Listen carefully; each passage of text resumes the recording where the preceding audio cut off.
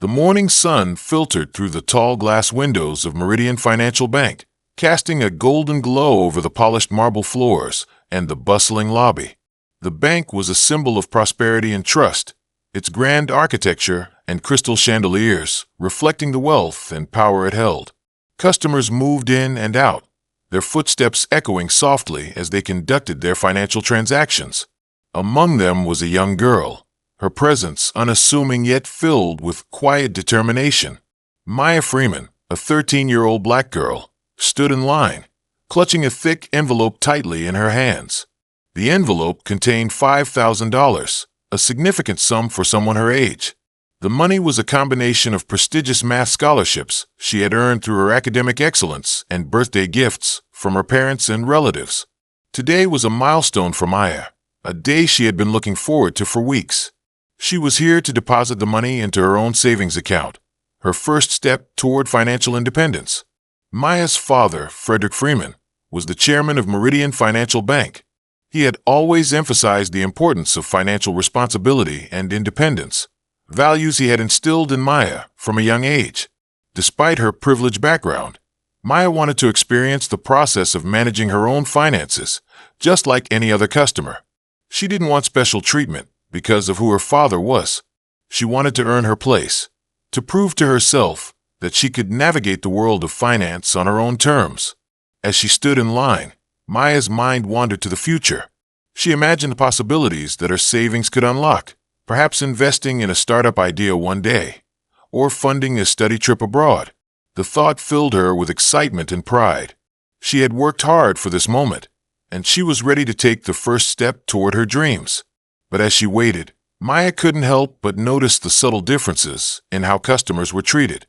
A middle-aged white businessman in an expensive suit walked in, and within moments, a bank employee approached him with a warm smile. "Good afternoon, sir. Please come into the VIP room. We'll assist you right away," the employee said, bowing slightly as he led the man past a long line and into a luxurious private room. Maya observed the scene with curiosity. No one in line protested. It seemed like a routine occurrence. A few minutes later, an elderly Asian couple approached the counter. Unlike the businessman, they received no warm greeting. The teller simply pointed toward the waiting area, her expression cold and indifferent.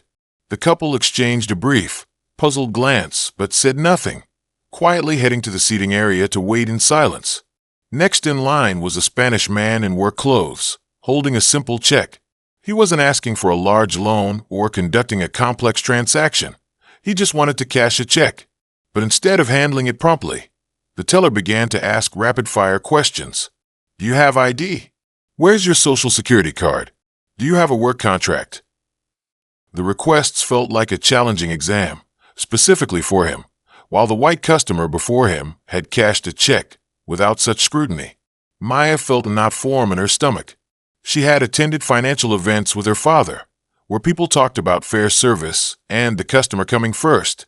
But what she was seeing now was a far cry from those idealistic theories. She looked down at her outfit, a simple green hoodie, jeans, and sneakers. Nothing special, nothing to stand out. And then she began to wonder, when it was her turn, how would she be treated? Finally, after nearly 40 minutes of waiting, Maya reached the counter. She took a deep breath, trying to keep a calm demeanor as she approached. She placed the envelope on the counter and smiled at the teller, a young woman named Beth. "I'd like to deposit money into my savings account," Maya said clearly, her eyes full of the confidence of a young girl taking her first steps on the journey to manage her own finances. But instead of receiving a warm smile, Beth stared at the envelope of money, her gaze slowly shifting to one of coldness and suspicion. "Where did this money come from?" Beth asked, her voice flat with no trace of friendliness. Maya blinked, caught off guard by the question. She had never seen anyone scrutinized like this, just for wanting to save money. "It's from a math scholarship and birthday gifts," she responded earnestly, still smiling though she felt something was off, an uneasy sensation creeping into her chest. Beth didn't respond immediately, but her eyes spoke volumes. There was a brief moment of doubt and weariness, as if Maya had said something too hard to believe. A black child with $5,000 in cash to deposit. Beth looked at Maya as if the girl were lying, without saying another word. She silently turned around, casting her eyes toward Mark, a senior teller sitting at the next desk. "Mark, come take a look at this," she called in a flat tone, but it was enough for Maya to realize she had just stepped into an entirely different situation. This was not a normal transaction, not the pleasant experience she had hoped for, but rather a covert interrogation. Mark lifted his eyes from the computer screen, his sharp blue gaze immediately locking onto Maya. He was in his early 30s, with neatly trimmed brown hair and a shiny watch that was likely worth as much as the money Maya wanted to deposit. His expression wasn't overtly rude, but it was full of disdain, as if he were someone who was confident he understood the world better than anyone else. Mark walked over, glanced at the envelope of money on the counter, then quickly scanned Maya from head to toe, as though evaluating every tiny detail about her. Simple clothes, neatly braided hair, a child's face, but intelligent eyes. "Young lady, this amount of money seems a bit much for you," he said, his voice stretching out with hidden meaning. Maya clenched her fist, but she didn't let her emotions take over. Why were they asking so much? This was her account, her money. Why was she being treated as if she had done something wrong? "I told you, it's scholarship money and birthday gifts," she repeated, this time with a more certain tone. Mark let out a light scoff, turned to Beth, and exchanged a look full of unspoken understanding. No one said anything, but Maya could feel they were assuming she was lying. Where would this little girl get $5,000 from? Maybe someone asked her to deposit it for them. Mark muttered quietly, but loud enough for Maya to hear. "It might be dirty money. Look at her. Someone's probably pulling the strings behind her." The words hit Maya like a slap to the face. She felt a surge of anger, not just because they doubted her, but because they didn't even bother to hide it. The words weren't just a careless assumption, but an open insult, a deep and dangerous prejudice about people like her. Maya clenched her hands, her nails digging into her palms, but she didn't let herself react immediately. She couldn't give them a reason to throw her out of here. She couldn't let them control her emotions. Taking a deep breath, she tried to keep her voice as calm as possible, even though her heart was raging like a storm inside. "I've already said it. This is my money," she repeated, this time emphasizing each word, her eyes fixed on Mark's face. But instead of hesitation or embarrassment, Mark seemed amused. He smirked, as if he had been waiting for this reaction from her. "Well then, there's no problem if we check your account, right?" This time, his voice no longer hid the disdain. Maya felt a chill run down her spine. She couldn't believe things had gone this far. They didn't want to help her. They didn't want to process the transaction. They wanted to find a reason to refuse her. She had heard about stories like this before. Black people being denied services at banks simply because of prejudice, being treated as suspicious just because of their appearance or background. But Maya never thought she'd have to experience it herself, in her father's very own bank, a bank that prided itself on serving all customers fairly, a bank with a slogan about transparency and responsibility. But right now, Maya didn't feel treated fairly, transparently, or responsibly. Beth tapped on the keyboard, her eyes scanning the computer screen, but deliberately looking at Maya with a probing gaze. "Do you have any documentation to prove it?" The question struck Maya like a knife to her pride. Documentation? Maya knew this wasn't the standard procedure.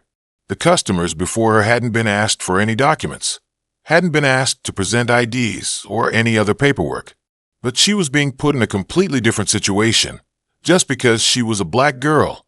She looked directly at Beth, not blinking. "I have an account here.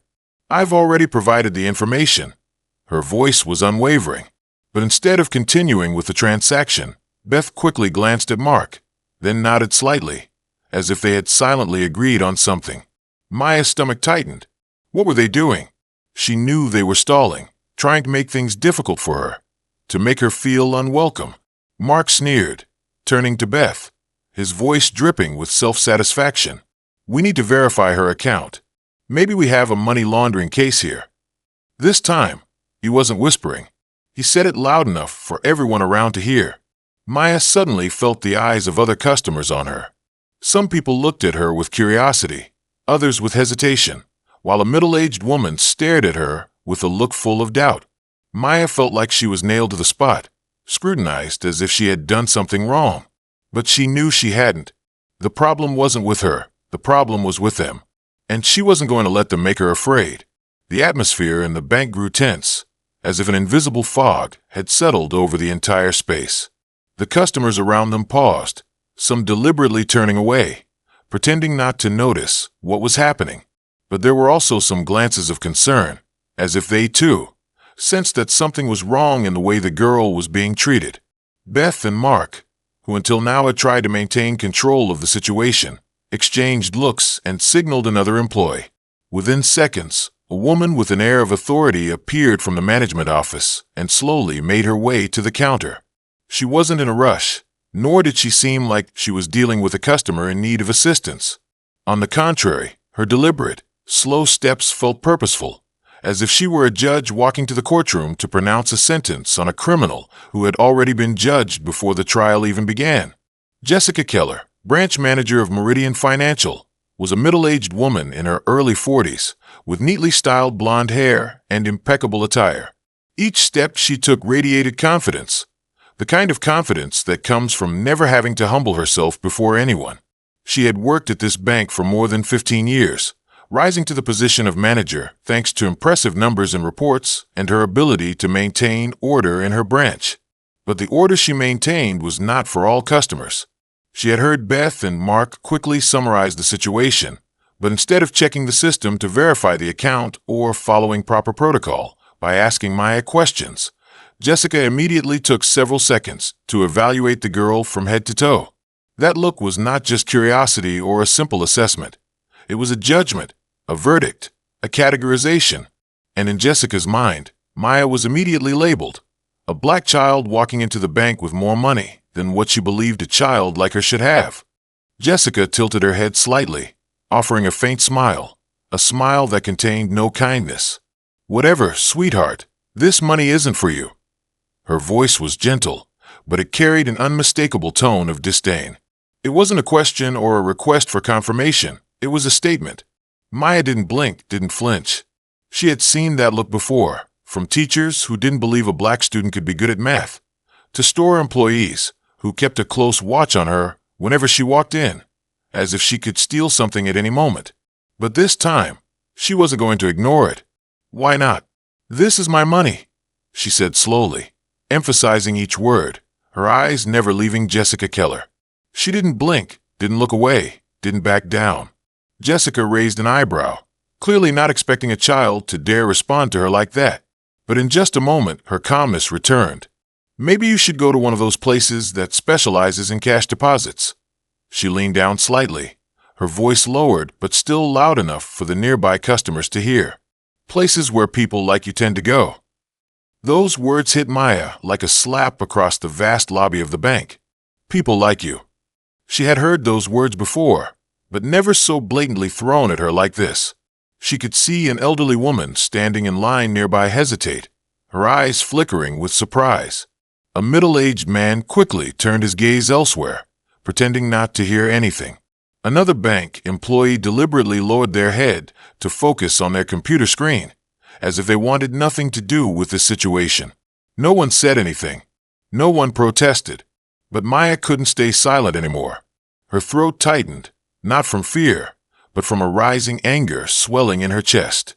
"I just want to deposit money into my account," she said slowly, making sure to accentuate each word, her gaze never leaving Jessica Keller. She didn't blink, didn't look away, didn't yield. Jessica raised an eyebrow again, as if she couldn't believe this child dared to stand up to her like that. Mark and Beth exchanged looks, but neither of them spoke. Their silence was a clear confirmation. They agreed with Jessica. But the silence from some of the other customers wasn't quite the same. A white woman standing a few meters away instinctively pulled her son closer to her, as though Maya's presence had suddenly become dangerous.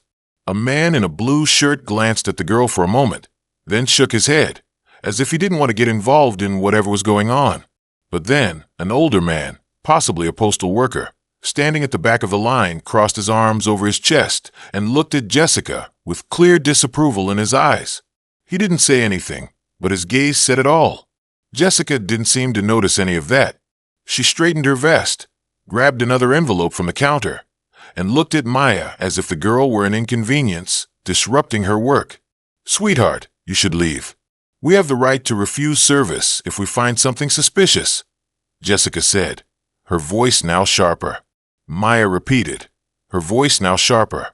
"What am I doing that's suspicious? Why am I being treated differently from the others?"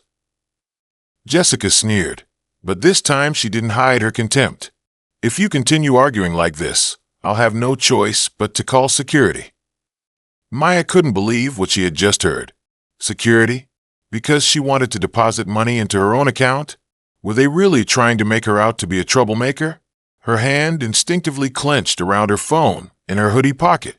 She felt it was time to do something. Taking a deep breath, she pulled out her phone, opened her contacts, and dialed a number. Her voice remained calm, but this time, there was no more tolerance in her eyes. "I'm calling my father," she said firmly.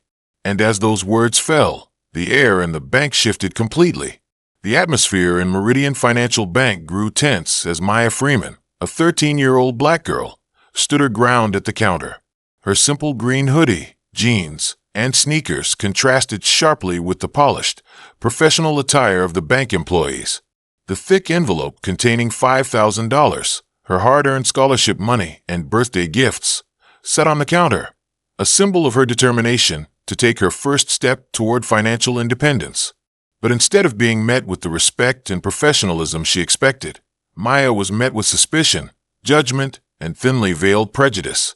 Jessica Keller, the branch manager, had just suggested that Maya take her business elsewhere, implying that the bank wasn't the right place for people like her. The word stung, but Maya refused to back down. She had come here to deposit her money, and she wasn't going to let anyone stop her. With a calm but firm voice, she announced that she was calling her father. The moment Maya pulled out her phone, the tension in the room escalated. Jessica's confident demeanor faltered for a split second, but she quickly recovered, her lips curling into a smug smile. She clearly didn't believe that this young girl, dressed so plainly, could possibly be connected to anyone of importance. Mark, the senior teller, exchanged a glance with Beth, the teller who had initially questioned Maya's money. Both of them seemed to share Jessica's disbelief, their expressions a mix of amusement and condescension. Maya dialed her father's number, her fingers steady despite the anger simmering beneath the surface. She held the phone to her ear, her eyes locked on Jessica's. The room seemed to hold its breath as the phone rang once, twice, and then a third time before it was answered. "Maya, where are you?" Frederick Freeman's voice came through the line, calm but concerned.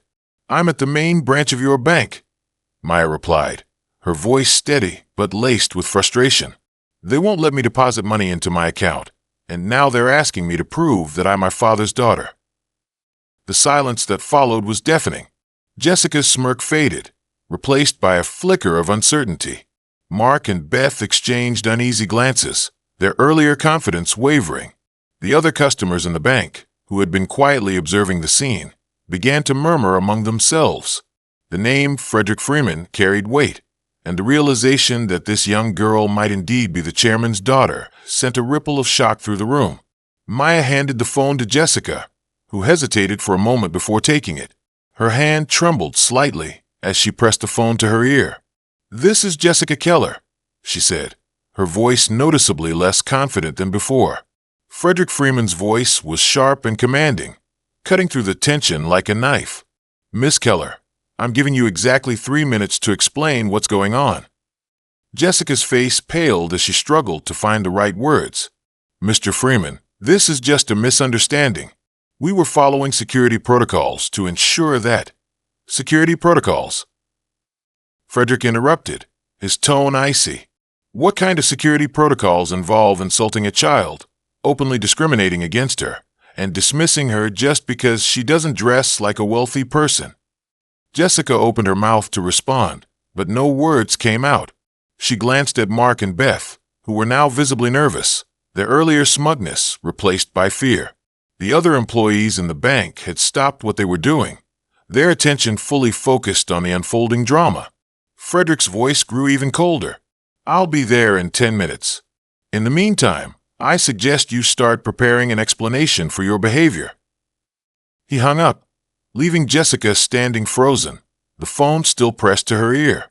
She slowly lowered it, her face a mask of shock and dread. The realization that she had just humiliated the daughter of the bank's chairman and that her career was likely over hit her like a ton of bricks.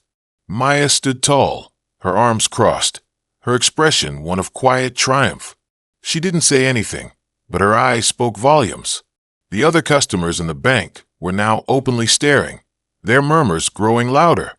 Some looked at Maya with newfound respect, while others seemed embarrassed to have witnessed such blatant discrimination. Jessica finally found her voice, though it was shaky and uncertain. "Maya, I didn't realize." "You didn't realize what?" Maya interrupted, her voice firm.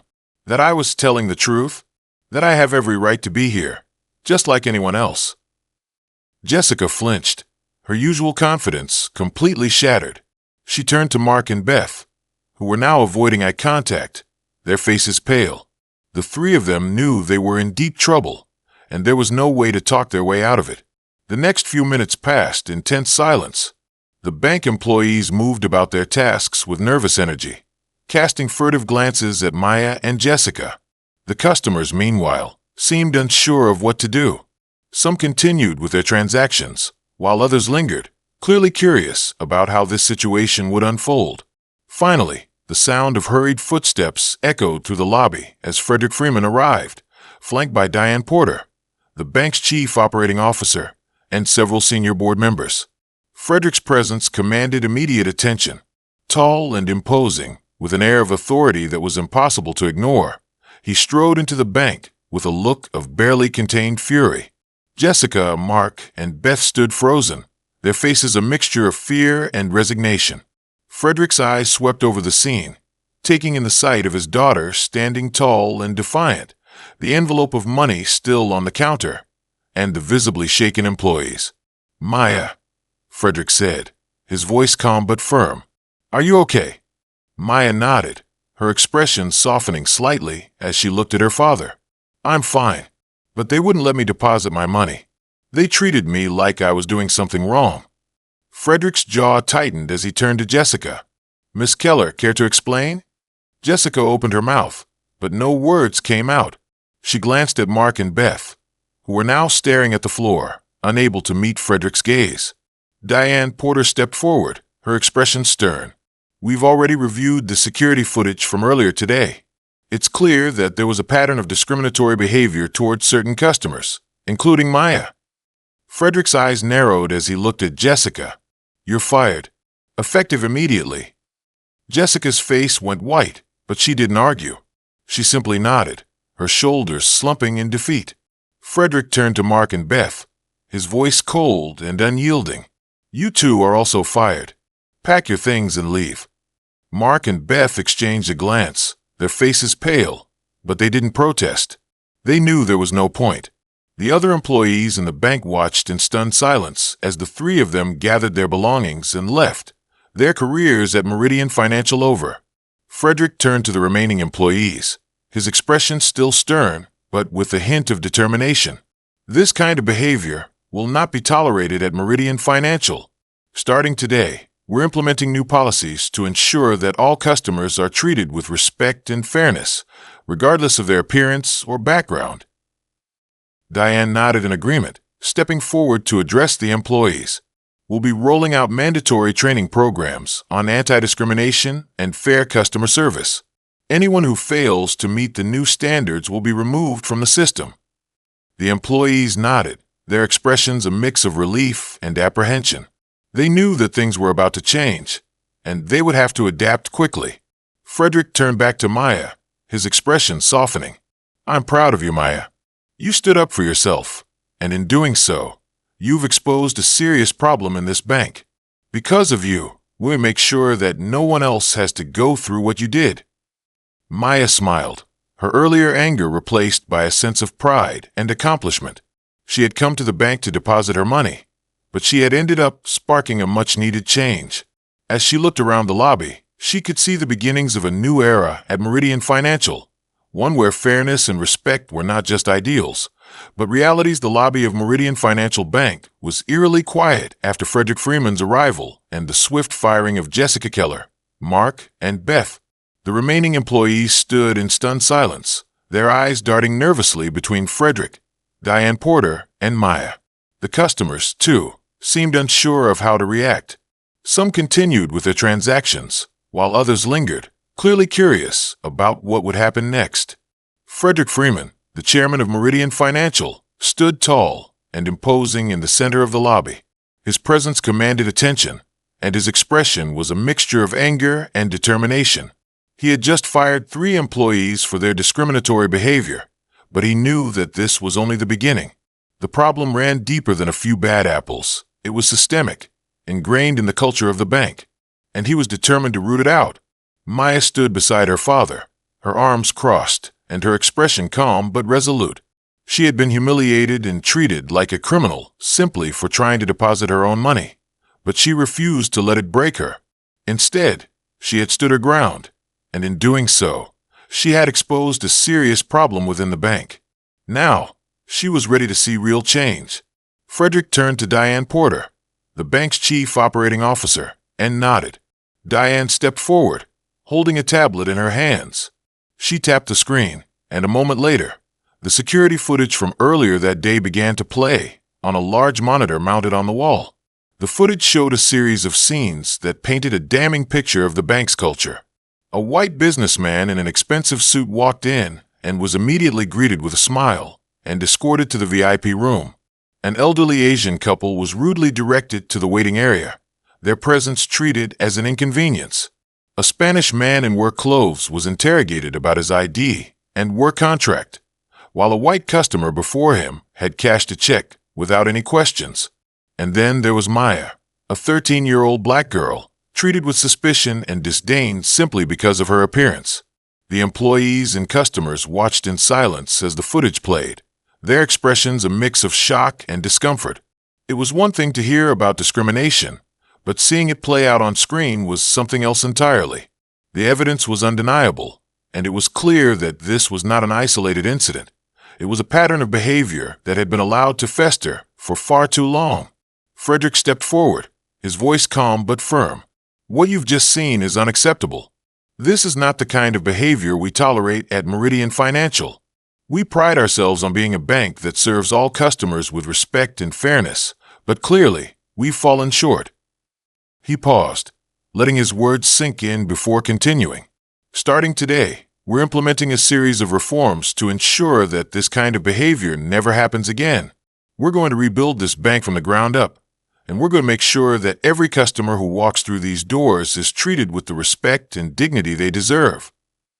Diane stepped forward, holding up the tablet. We've already begun rolling out new policies and procedures to address these issues. Here's what we're doing. Fair Transaction Monitoring System. Every transaction will be recorded and analyzed to detect any signs of bias or discrimination.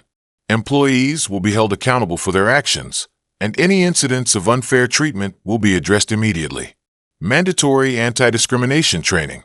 All employees, from tellers to managers, will be required to undergo training on anti-discrimination and fair customer service. This training will be ongoing, and employees will be regularly evaluated to ensure they're meeting the new standards. Customer feedback system. We're implementing a new system that allows customers to provide feedback on their experiences. If a customer feels they've been treated unfairly, they can report it directly to management, and we'll investigate promptly. Financial Fairness Oversight Department. A new department will be created to oversee the implementation of these reforms and ensure that they're being followed. This department will be made up of employees from diverse backgrounds, and they'll have the authority to make changes as needed. Reward and punishment system. Employees who consistently provide fair and respectful service will be rewarded, while those who engage in discriminatory behavior will be disciplined or fired. Frederick nodded as Diane finished explaining the new policies. These changes are just the beginning. We're committed to creating a culture of fairness and respect at Meridian Financial, and we won't stop until we've achieved that goal. He turned to Maya, his expression softening. I want to thank my daughter, Maya, for having the courage to stand up for herself and expose this problem. Because of her, We're taking steps to make sure that no one else has to go through what she did." Maya smiled, her earlier anger replaced by a sense of pride and accomplishment. She had come to the bank to deposit her money, but she had ended up sparking a much-needed change. As she looked around the lobby, she could see the beginnings of a new era at Meridian Financial, one where fairness and respect were not just ideals, but realities. The employees and customers in the lobby began to applaud, their earlier discomfort replaced by a sense of hope and determination. They knew that change wouldn't happen overnight, but they also knew that it was possible. And it was all thanks to a 13-year-old girl who had refused to back down. The tension in Meridian Financial Bank was palpable as Frederick Freeman, the bank's chairman, stood in the center of the lobby, addressing the employees and customers. The security footage had just revealed a pattern of discriminatory behavior, and the room was filled with a mix of shock, discomfort, and hope for change. But for Maya Freeman, the 13-year-old girl at the center of the storm, the battle was far from over.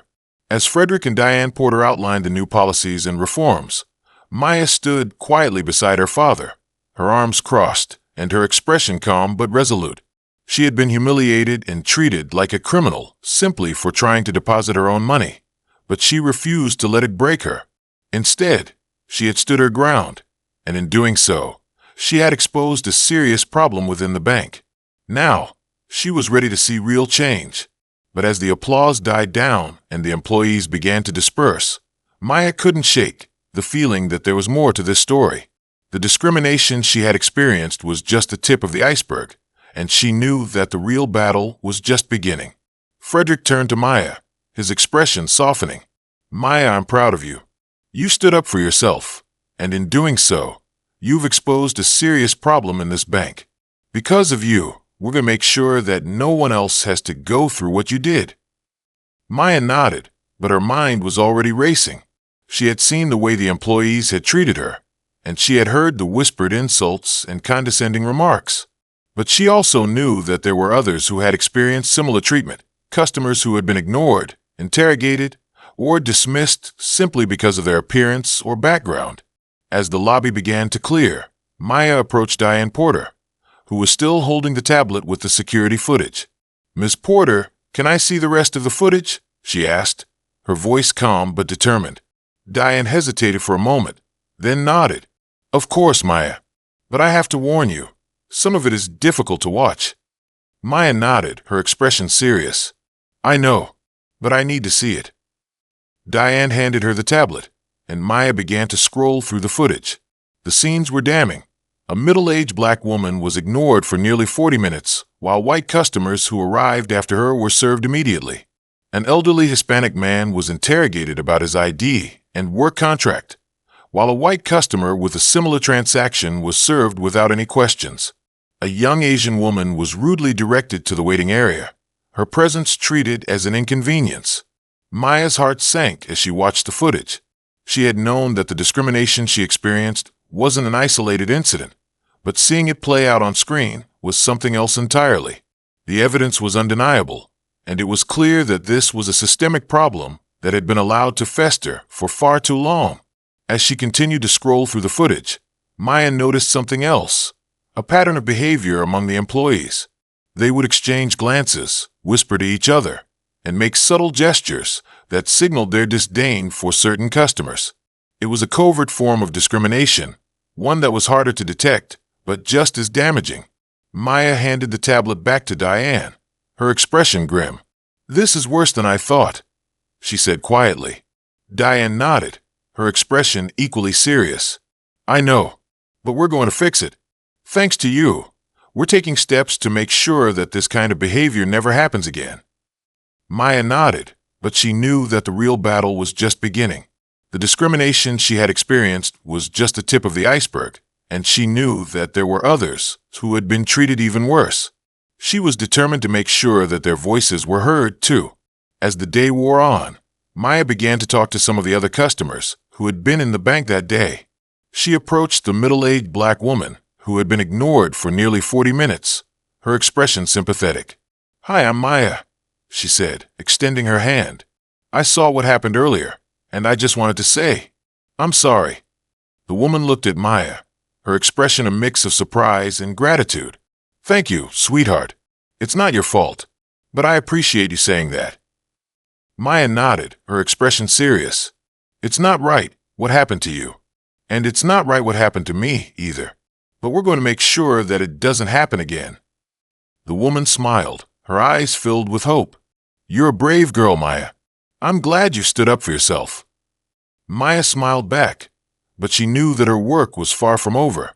She continued to talk to the other customers, listening to their stories and offering words of encouragement. She knew that change wouldn't happen overnight, but she also knew that it was possible. And it was all thanks to the courage of those who had stood up and spoken out. As the day came to an end, Maya stood in the lobby of Meridian Financial Bank, her expression calm but resolute. She had come to the bank to deposit her money, but she had ended up sparking a much-needed change. And as she looked around the lobby, she could see the beginnings of a new era, one where fairness and respect were not just ideals, but realities. The lobby of Meridian Financial Bank was a whirlwind of activity as Frederick Freeman, the bank's chairman, and Diane Porter, the chief operating officer, worked to implement the new policies and reforms. The security footage had exposed a pattern of discriminatory behavior, and the employees were now under intense scrutiny. But for Maya Freeman, the 13-year-old girl at the center of the storm, the battle was far from over. As the day wore on, Maya continued to talk to the other customers who had been in the bank that day. She listened to their stories, offered words of encouragement, and assured them that change was coming. But as she spoke to more and more people, she began to realize just how deep the problem ran. One customer, an elderly Hispanic man named Mr. Rodriguez, shared his story with Maya. He had come to the bank to cash a check, but instead of being served promptly, he was interrogated about his ID and work contract. The teller had treated him with suspicion, as if he were trying to commit fraud, while a white customer with a similar transaction was served without any questions. "It's not right," Mr. Rodriguez said, his voice filled with frustration. "I've been a customer here for years, but they treat me like I'm a criminal just because of the way I look." Maya nodded, her expression sympathetic. "I know how you feel. They treated me the same way, but we're going to make sure that it doesn't happen again." Mr. Rodriguez smiled, his eyes filled with hope. "You're a brave girl, Maya. I'm glad you stood up for yourself." Maya smiled back, but she knew that her work was far from over. She continued to talk to the other customers, listening to their stories and offering words of encouragement.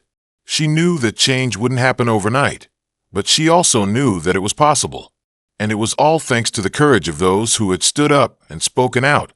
As the day came to an end, Maya stood in the lobby of Meridian Financial Bank, her expression calm but resolute. She had come to the bank to deposit her money, but she had ended up sparking a much-needed change. And as she looked around the lobby, she could see the beginnings of a new era, one where fairness and respect were not just ideals, but realities. But as Maya prepared to leave, she noticed something that made her pause. Jessica Keller, the former branch manager who had been fired earlier that day, was standing near the entrance, her expression a mix of anger and defiance. She was talking to a group of employees, her voice low but intense. Maya hesitated for a moment, then decided to approach. She knew that Jessica had been fired for her discriminatory behavior, but she also knew that the real battle was just beginning. If Jessica was still trying to influence the employees, then the problem was far from solved.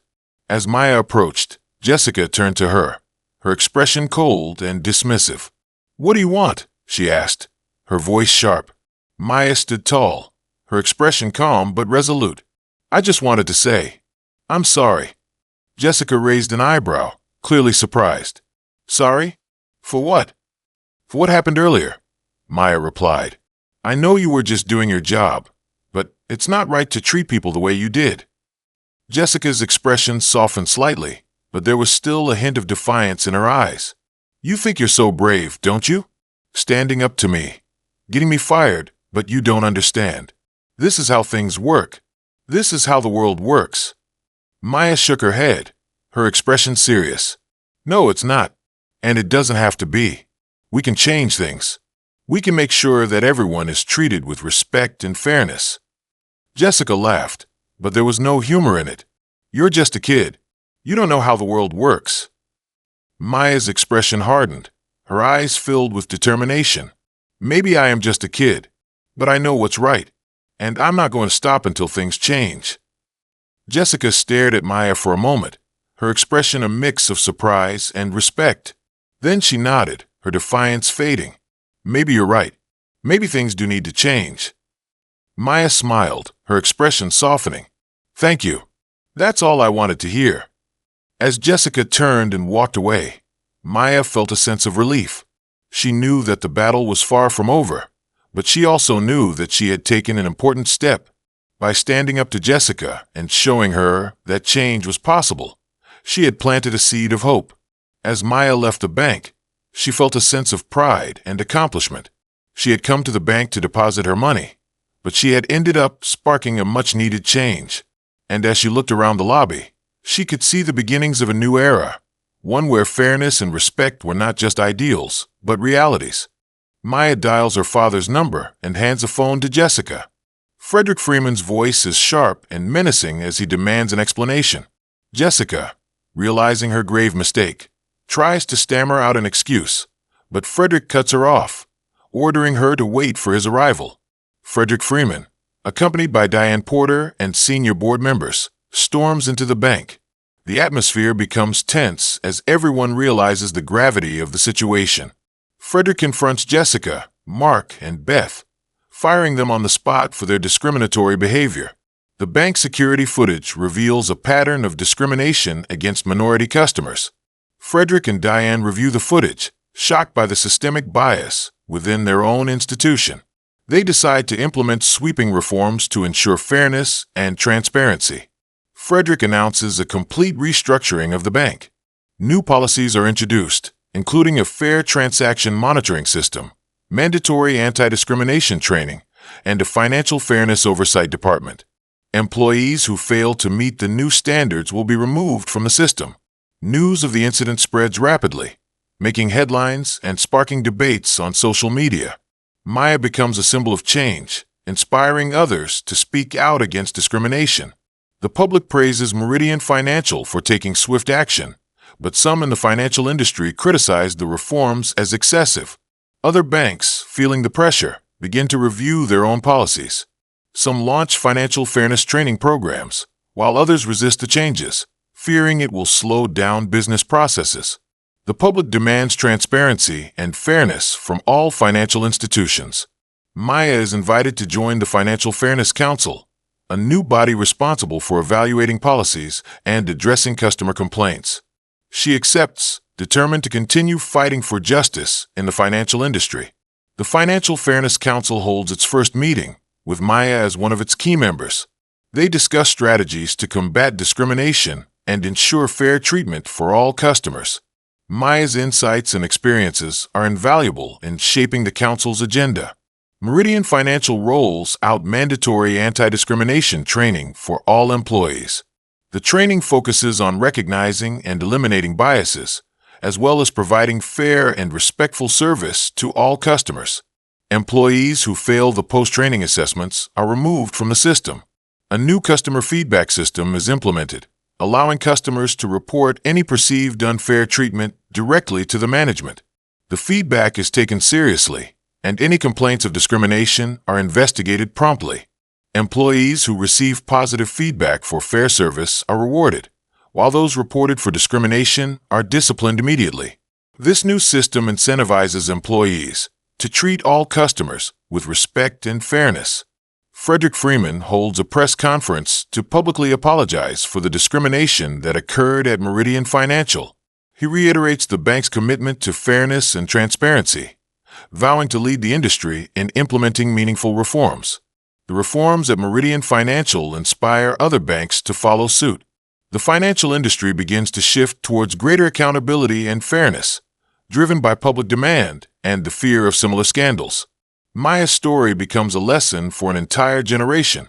Schools incorporate her experience into their social justice curriculum, teaching students about the importance of standing up against injustice. Maya continues to advocate for fairness, using her platform to inspire others. Maya returns to the bank, this time as an ordinary customer, to see if the reforms have truly taken hold. She is greeted with respect and professionalism, and her transaction is handled smoothly. As she leaves the bank, Maya feels a sense of relief and pride, knowing that she has sparked real change. The journey is far from over, but Maya is ready to continue fighting for fairness and justice in the financial industry and beyond. Maya's story is a reminder that one person's courage can bring about significant change. The fight for fairness in the financial industry and society is ongoing, but Maya's actions have set a powerful precedent. Her legacy will continue to inspire others to stand up against discrimination and work towards a more just and equitable world.